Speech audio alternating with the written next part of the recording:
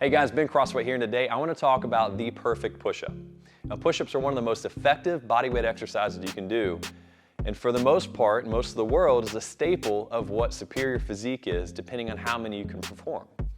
Push-ups alongside of pull-ups, being the antagonists, account for activating over 50% of the nearly 600 muscles in your body. With that said, they should not be neglected. However, most people can only do less than 10 push-ups. And even then, the form can be absolutely horrible. So what does it look like with good form, and how can you progress properly? Well, let's start by going over some of the muscle groups that push-ups activate, or let me say should activate. Pectoralis major is the most well-known for this exercise and is the most superior and largest muscle in the anterior chest wall. This thick fan-shaped muscle is greatly activated during the proper push-up and can greatly increase chest size and strength, something both men and women would be appreciative of. However, most injuries occur at the insertion of this muscle called the greater tubercle when the form is not good. The next major muscle group is the tricep, which is made of 3 different heads. All 3 tendons have different origins, but all 3 combine into a single tendon distally at the very end of the arm.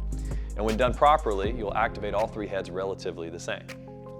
The next major muscle is the deltoids, and this muscle is also called your shoulder and can take majority of the pressure when doing the push-up wrong. And issues that can arise from this could be adhesive capsulitis, axillary nerve palsy, or deltoid fibrosis.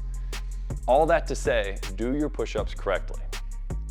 Lastly, some other muscles that you'll be activating but aren't the most activated are your traps, abdominal muscles, and lats, just to name a few.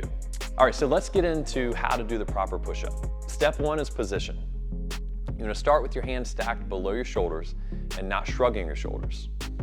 You wanna make sure that your core is engaged and not hyperextending at your lower back. By squeezing your abs and your glutes and then dropping your shoulder blades down to engage your lats, you'll keep a great neutral form.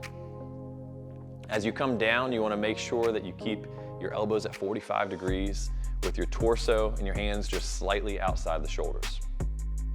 Once you master this position and progress properly, you can make exceptions with a hand position, which will make them harder. However, if you don't start with this form initially and build strength, then be prepared to welcome a shoulder injury. Step 2 is getting proper range of motion. If you can't go all the way down to the ground or get all the way into a straight arm position, then try doing elevated push-ups, or even better, banded assisted push-ups. These will help develop strength in the exact areas needed for you to progress into the perfect push-up. The bottom portion will work the chest, while the top portion will work more of the triceps.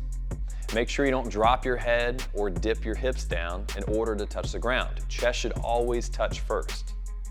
Step 3 is protraction, depression, and overall awareness of the scapulas, or commonly known as the shoulder blades. They should move with the movement of the push-up, bringing them together as you come down and then apart as you go back up. You can see they're separated out as I press back up. So now that you know what it takes to do the proper push-up, give it a try and progress properly. Hope this helped, and don't forget to share, subscribe, and like this channel. Remember, eat clean and train dirty.